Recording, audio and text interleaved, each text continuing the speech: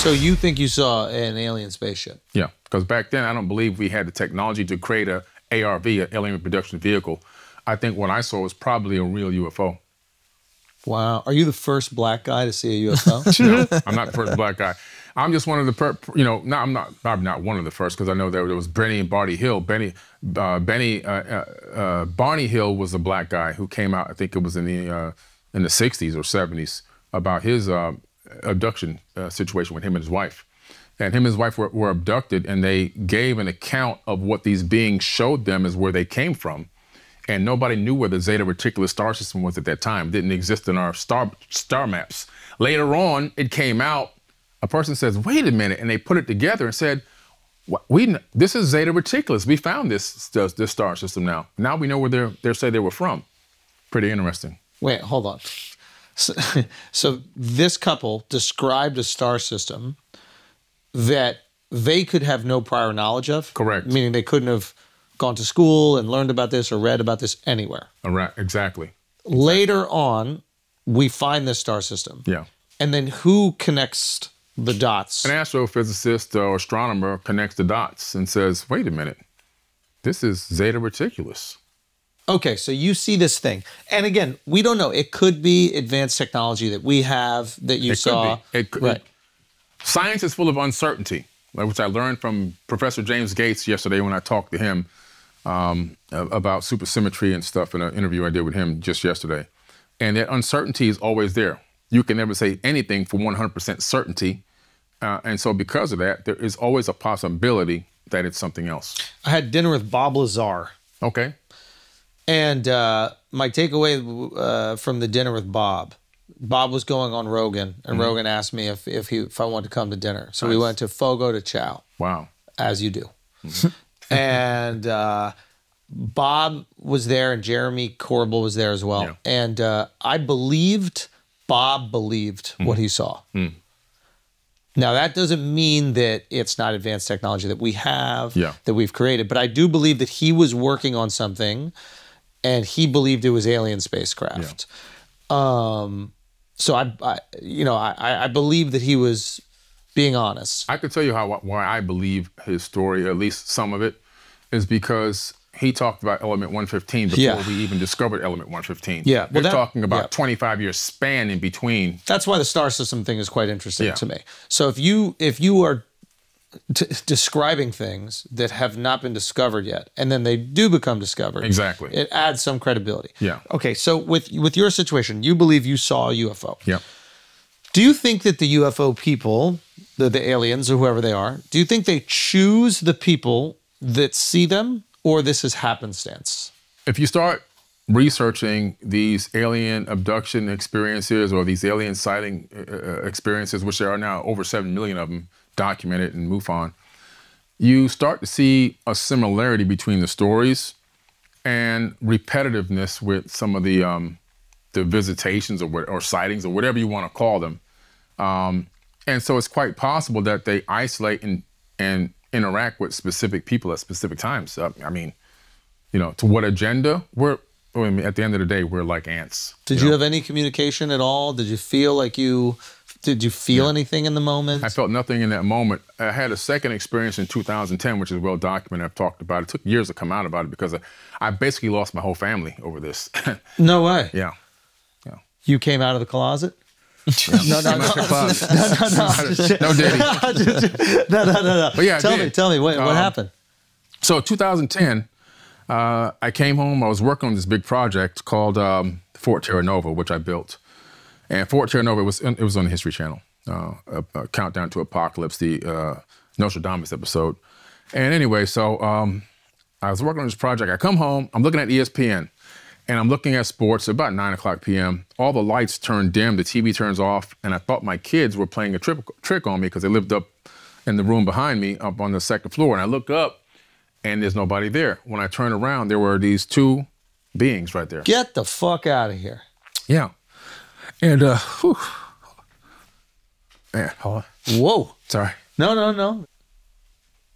Why do you have to break yourself, man? No.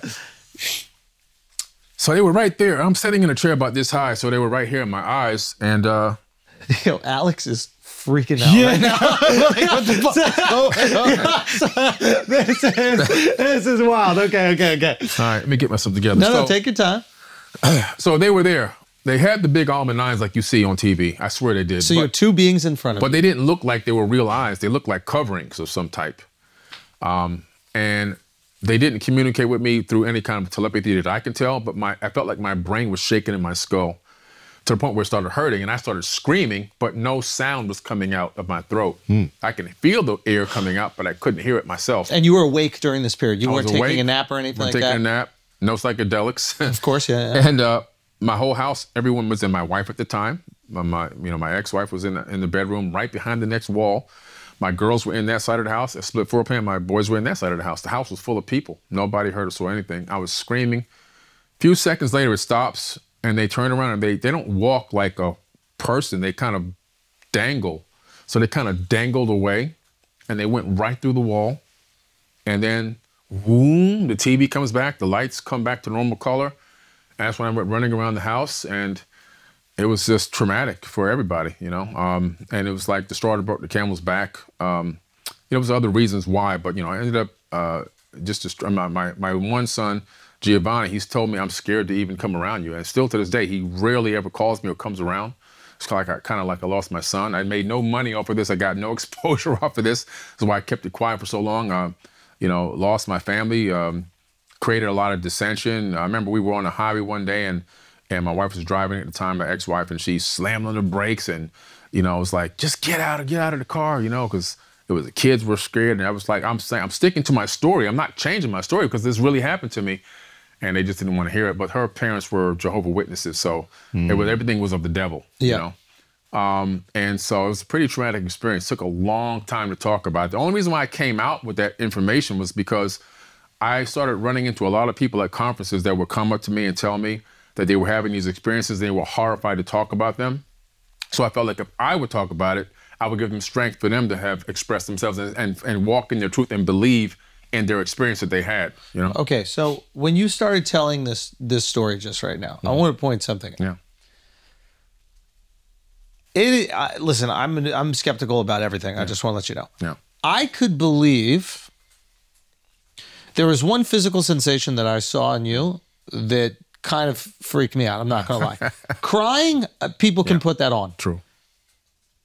You started to perspire. Yeah. I know. That, to me, I don't know. I know that actors can induce crying. I don't know if they can induce sweat. so to me, the tears are less of an example. I mean, your whole forehead just started to sweat. So maybe that is a traumatic experience of the loss of your family, and that is evoking that reaction. But fuck. Okay. Were the beings, did they have clothes on? Was there anything else discernible about them? Yeah, they didn't really have on what looked like clothes to me. They weren't really gray. They were almost like brownish, but they had very big eyes, two little tiny dots for a nose, a slit for a mouth. They never opened the mouth. They never opened. They never moved at all. They didn't even shake. There was no facial movements. I couldn't discern if they were even real or not real, or in terms of being something that was flesh. But their hands were very long and dangly like you see on TV, I swear to you. And I was just completely shocked. Now, two things happened to me after this situation. The first thing was, of course, I scared the hell out of everybody. The second thing was, I kept hearing this voice in my head over and over again, worldwide telescope, worldwide telescope, worldwide telescope, over and over and over. So finally, the next day I got so tired of this, I couldn't stop this noise, this phrase. What was the sound of the voice? What was the... It sounded like my voice. It's your own voice. My own voice. Echoing worldwide telescope. Worldwide. Over and over and over again. So I go to my computer. Back then, Google wasn't a big name yet. It was excite.com. So I get on excite.com. I type in worldwide telescope, but you can type it in on Google now. First thing popped up was worldwidetelescope.org, and I almost fell out of my chair. Worldwidetelescope.org is a site where all the space probe data from all the missions into space exists based on taxpayer and research data. So you can download this. Back then you had to download it. You couldn't just web. You didn't have www4 or whatever they call it now. But now you can just run it from the app, from the browser. but back then you had to install it. You can still install it if you want. I go in there, I go in, and I go, okay, what is this? And I see Moon, Mars, you know, all these other planets and so forth and star systems. I click on, okay, click on Mars. I click on Mars, then I see panoramas pop up. I go, oh, panorama. I click on panoramas. The next thing I know, I see the names of panoramas. So I click on McMurdo Valley. I go into McMurdo Valley, and I start seeing things that don't belong. What's a panorama? It's like just an image? A wide image, but it's not just a regular image. It's an image that allows you to zoom in, zoom out, pan left and right from the rover's perspective. So you're looking at images that have been taken from spacecraft. From the Mars rovers. The Mars rovers. Yeah. Of Mars? Spirit rover and Opportunity rover. But they are of Mars, or they're of... They're of Mars, on Mars. Got it, okay. Yeah. Spirit rover is no longer operating because one of the last images it transmitted looked really strange. And I think they just blew it up or something. they never turned it back on after that one. But these things that I saw on the surface between the presidential panorama and also McMurdo Valley, they didn't look like they belonged on Mars. They looked like broken down structures from the Middle East. And I was like, what the hell is this? And the more I looked, the more of these anomalies I kept seeing. So it led me down a whole rabbit hole into anomaly hunting. That anomaly hunting got me into researching these ancient civilizations. That's how it happened. That's literally how it happened. So because of that experience, I became an expert in ancient civilizations, literally. That's how I got into it. And do you feel, is this an example of the... Yeah, that's the Spirit rover right there on the upper left. And there's a lot of anomalies. We've documented so many crazy anomalies over the years. And I can send you some if you want to pop them in there. Just some crazy stuff that made CNN, that made CNBC, Fox News. A lot of our stuff has been featured in the news. We've downloaded over 1 million of these panoramas from the space agencies, and we've now documented over 60,000 anomalies. Things that don't belong there. Everything from pyramids to unks. Yeah, what is the craziest image that you have documented? The craziest image I would have to say would be this object that looks like, I gotta say looks like, because we're not there, looks like an airplane. Another one would be this statue on the side of Victoria Crater. And I can pull these up and give them to you. Another one would be these ankhs. We found several ankhs laying around in the sand. What's an ankh? The Egyptian ankh. The cross with the loop on top. Oh. Yeah. What are those doing up there? And so, yeah, I'm just saying. That's a good point. What's that doing there? But that's a good question. Crazy. So, okay. I don't want to lean too much into this, but I would be remiss if I did not ask you. Yeah. It must be, I would imagine, if I was someone in your shoes and I had now... That's Victoria Crater, by the way. Man, get the fuck out of here. No, that's real. You can pull it up. Anybody can pull these up. That's what I love about these. I always give the source link so anyone can pull them up. Any person. Now, obviously, that's been colorized to make it more visible. To make it pop out, yeah. There it goes, uncolorized. But even uncolorized, it's still just a little bit crazy. It's there. And there's even more on that crater, but it's to the left, which that's not a good, it's not a wide panoramic shot, but there's more, a lot more there. Okay, so again, I would be remiss not to ask this. You have a sighting with a UFO, then you have an interaction with beings, and then you have a message to go look up these images. Yeah. I would imagine someone in your shoes, it would be very difficult to not follow this, I don't even want to say line of thinking, but follow they've almost like edged you in a direction. Yeah. It would be very difficult to not run down that hallway. True. So I would imagine it would be hard for a person in your shoes after having these experiences to not think, hey, they want me to go look into this stuff. Is that kind of what you feel? That's a fact. Now, what I've done is to try to combat the nudging that's happened. I always keep digging into the science. So I've talked to geologists, I talked to scientists, I talked to engineers, I talked to homegrown guides, archaeologists, indigenous people from all around the world. I keep digging and trying to debunk my own theories. Got it. And the deeper I dig to debunk, the less I debunk. Because you've heard these stories. Listen, and I'm not trying, we're not here to discredit you. I literally want to do this podcast because I was just like, take us fucking deep. This is going to be so much fun. Like, I don't care about the science or the fact. I want to just hear the craziest shit that you got to say. I did not know you were going to talk about fucking meeting aliens. That's kind of crazy. Okay, but I can also imagine that if that happened to me, I would go down this rabbit hole and I would just see how deep it would go. And I would also maybe even feel like it was my purpose to do this thing, right? They've chosen me. And what have they chosen me to do? So what, if you do feel that way, why do you think they've chosen you? And two, what do you think that your purpose is? Yeah, I always consider that, like, why me? Why did this happen to me? The only thing I could think of is that I have a high retention for information. My recall ability is incredible in a lot of the stuff that I talk about, especially when I'm passionate about it. Probably everyone does. They just maybe don't realize it, but maybe they saw my ability to consume a lot of information and my ability to travel the world. I've been around the world 38 times now. Right. Last year, I spent 9 months in hotels. Not many people can do that and still make a living and do what they do. So maybe they have a way of understanding, like, hey, this guy has the skills, the tools, and the capacity to really grasp this. And why is it important that you grasp it? Why is it important to them that you share this? That's what I'm trying to understand. Like, what are they trying to get to? This is what my hypothesis that I came up with. Human beings are an abandoned seed colony on this planet. And we have had some influence due to people violating what I would call a prime directive. We've been engaged in a way that we weren't supposed to be engaged, and we've been given technologies that have sped us up far past where we should be right now, including here, this AI thing is coming, right? And that's no oversight, no nothing, and it's just being unleashed on us. Again, more advancement in the blink of an eye that we're not ready for, spiritually or consciously. And it put us in a predicament. And I believe that there are people out there that are watching us, I do mean people, that are watching us and observing us to see when we're gonna go from being babies that are learning how to crawl, to learning how to walk, to learning how to run, to being adolescents, to even then becoming full, and consciously in the spirit, to becoming full-grown adults. I think that mankind is a baby learning how to crawl. And every now and then when a baby learns how to crawl, it plops down on its stomach, right? Because it has to get the strength. We've plopped down on our stomach a few times. Those will be some of the hiccups in our civilization right now.